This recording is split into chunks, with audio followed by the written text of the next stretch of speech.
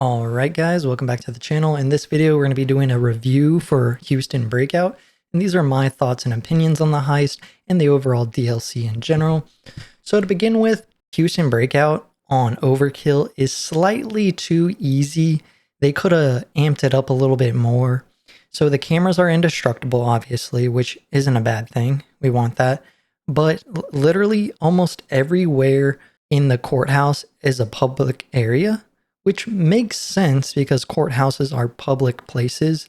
There are certain secure areas and private areas that are fine, but I do think that possibly upstairs should be turned to private if it's going to be on very hard or overkill.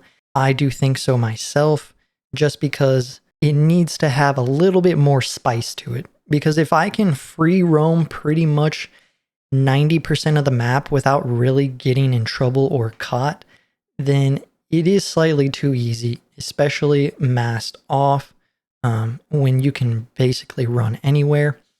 Now, these secure areas slash private areas are very small and condensed, so there is no issue with you like hiding inside of them or dodging guards or dodging cameras, especially if you have certain skills.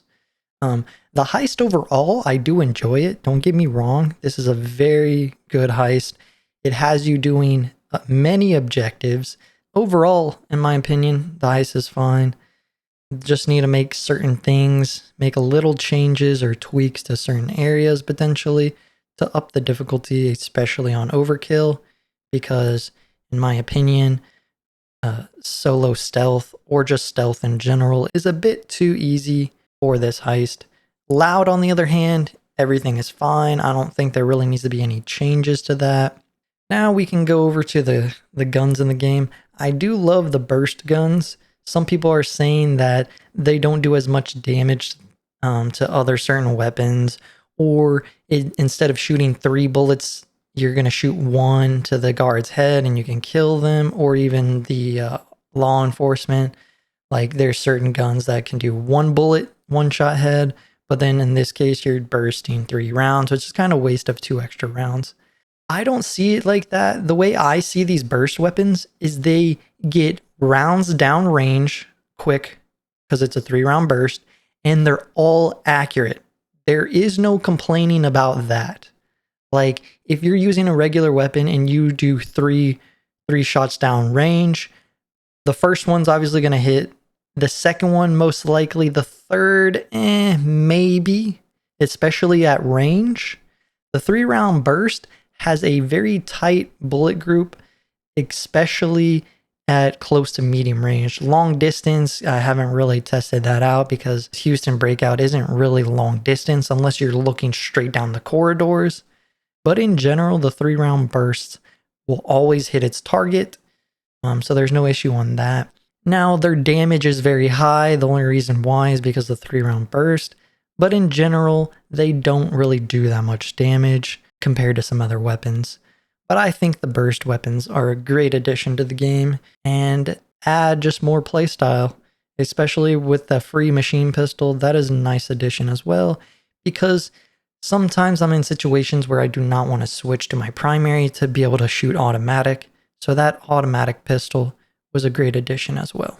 There are a few bugs around the map where you can soft lock yourself, where for an instance, if you shoot the guard that is escorting Houston too soon, then Houston will go back into the elevator and get stuck there temporarily, sometimes even permanently, just depending on the situation, even if the alarm goes off. Or he might sit there for an extended period of time after the alarm went off, and then eventually he'll run out and go to the exit. So that's one issue.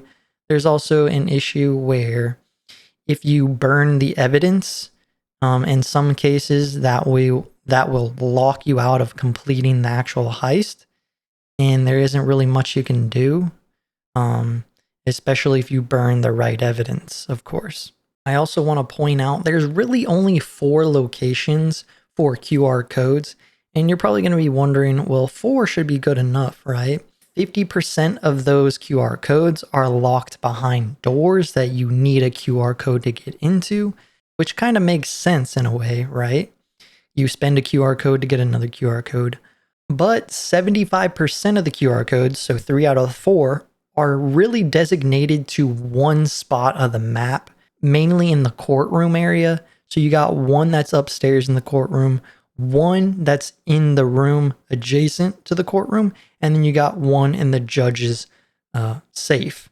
So you got 3 QR codes that are basically locked in one vicinity, which isn't necessarily bad, but it limits the opportunity of exploration and actually coming up with certain ideas of how to actually do the heist and plan out a certain route. Basically, all your routes are going to be focused on the courtroom. Now, they should technically be focused on the courtroom because that's where Houston's at. But I also think that some of the map isn't really being used to its potential. You got a bunch of empty corridors that don't really have much in them, except maybe like 1 or 2 doors, and you're not really using them like 75% of the time. So that's that. Or there's certain situations where, let's say you need a red key card. There's 2 locations to get the red key card. One is going to be upstairs in the west wing hallway, which could be, I believe, on the table or in a safe. I don't remember if it does spawn on the table, but it definitely will spawn in a safe. And then there is another location where it will spawn downstairs in a safe in the cell, but then you also need a blue key card for that. So it's kind of like limiting the options or opportunities to explore the map because you're kind of being restricted to certain areas. Now, the one key card that spawns downstairs in the cell area, that's actually kind of a toxic spawn, just because you do need to get the blue key card ahead of time. Now, you can bypass that by going through the vents, but you have to be downstairs anyways, so you might as well grab the blue key card to save yourself some time from going in the vent.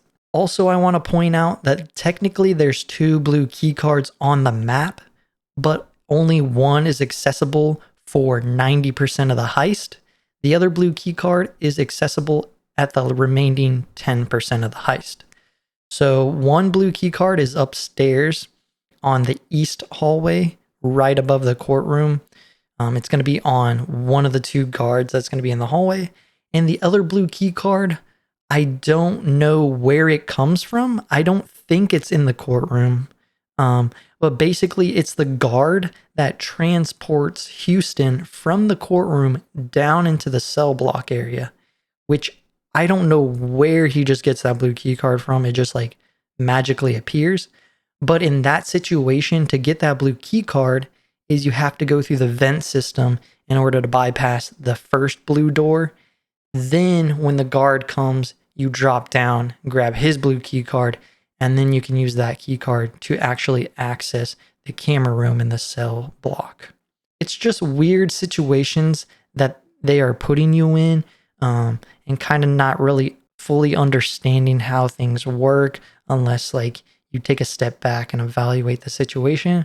I definitely think this heist could be optimized further by doing some design changes, because there are certain areas of the heist that are getting more love than others, and that's not necessarily a bad thing, but I do think they could put more places for QR codes, or maybe a blue key card, or even the red key card.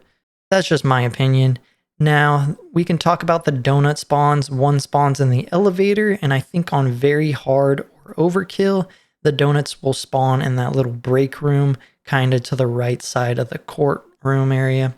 That isn't necessarily a bad spawn, but you're definitely going to want to grab that right off the bat before you even get to the last part of the heist, because if you forget, you're going to have to run all the way back there just to get the donuts to distract the guards at the exit. But that's pretty much it for my video here and my thoughts on the heist. I really do enjoy it. I think it's fun. I do wish that Starbreeze would implement a favor shop instead of just the regular favors that you can buy, like ammo, armor, and stuff like that. I do wish they can add a heist favor section in the store, because I would rather grind the game and put hours into the game while buying favors than actually grinding to get favors, because you don't necessarily get the favor you want, and you also get drained quicker by grinding for favors that you need. Like I said, I would rather put 100 hours into buying favors and playing the heist so I can enjoy and have fun than spending 100 hours grinding for a heist specific favor I need. And then at that time, I'm probably burnt out and don't really want to play anymore. But that's it for the video. Hope you guys enjoyed. Don't forget to like, comment, and subscribe for more videos. And I'll catch you guys in the next one. Peace.